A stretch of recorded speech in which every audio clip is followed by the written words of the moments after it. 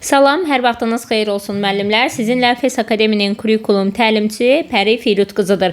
2026-cı il MİQ müəllimlərin işə qəbulunda qiymətləndirmə çərçivəsi bu günlərim təqdim olunmuşdur və müəllimlərin işə qəbulu üzrə qiymətləndirmə çərçivəsində kurikulumdan hansı dəyişikliklərin, hansı yeni mövzuların əlavə edilməsi və yaxud köhnə mövzulardan hansının çıxarılması ilə bağlı gəlin belə deyək, çərçivə sənədimizdə mövzulara baxaq.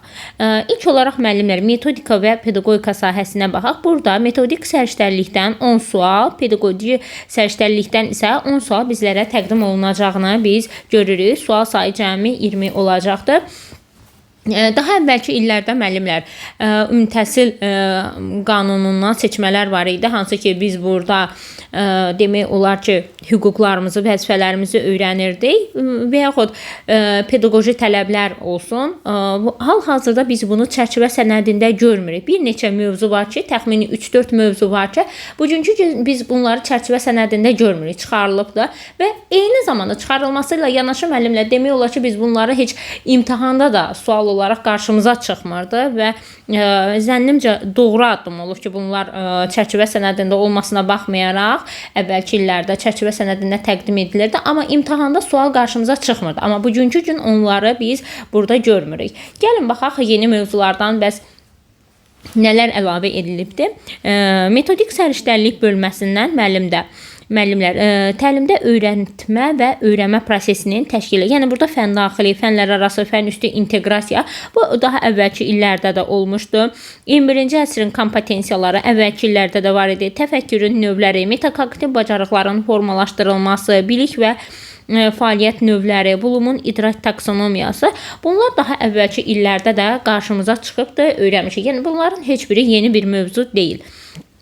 Daha sonra səriştə əsaslı tapşırıqların hazırlanması. Artıq burada duraq. Yəni bu artıq bizim üçün bir yeni mövzunun olduğuna işarədir. Çünki əvvəlki illərdə çərçivə sənədində biz buna rast gəlmirdik. Səriştə əsaslı tapşırıqların hazırlanması, yəni bu yeni çərçivəyə əlavə olunan mövzulardandır.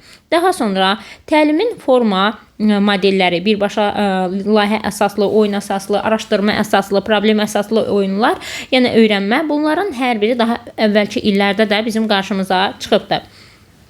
Təlim strategiya və texnikaları, eyni zamanda iş üsulları da demək olar ki burada yenilik yoxdur.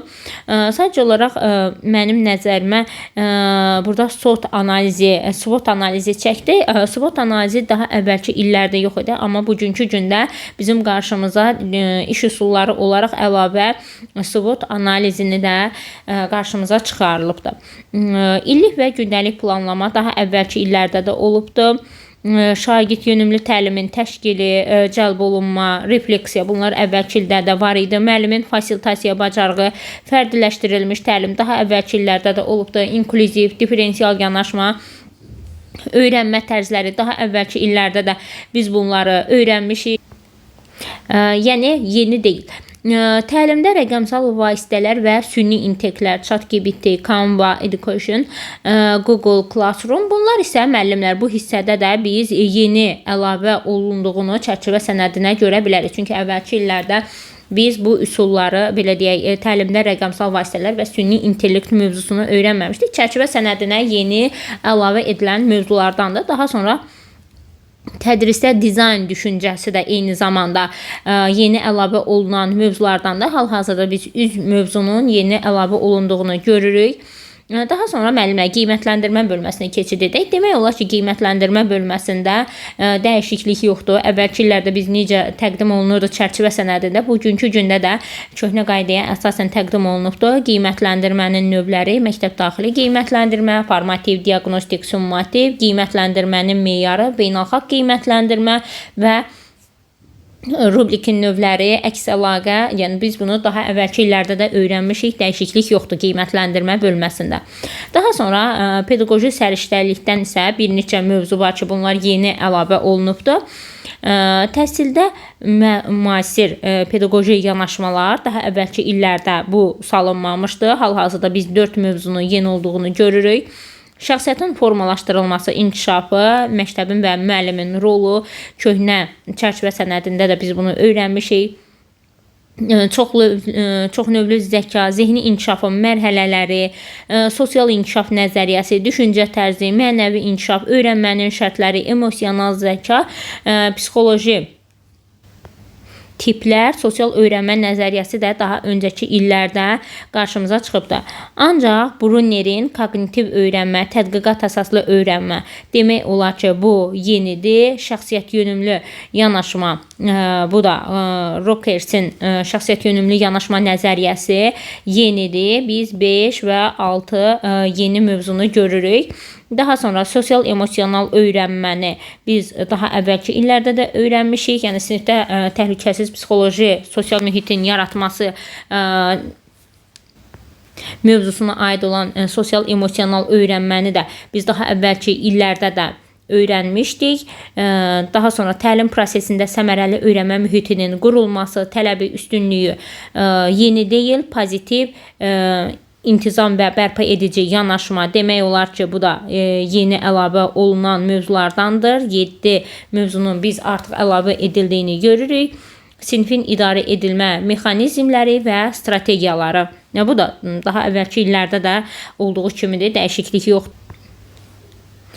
Müəllim, şagird, müəllim valideyn münasibətləri, sinifdə şagird davranışının idarə olunması, qısnamanın, yəni bullyingin qarşısının alınma yolları.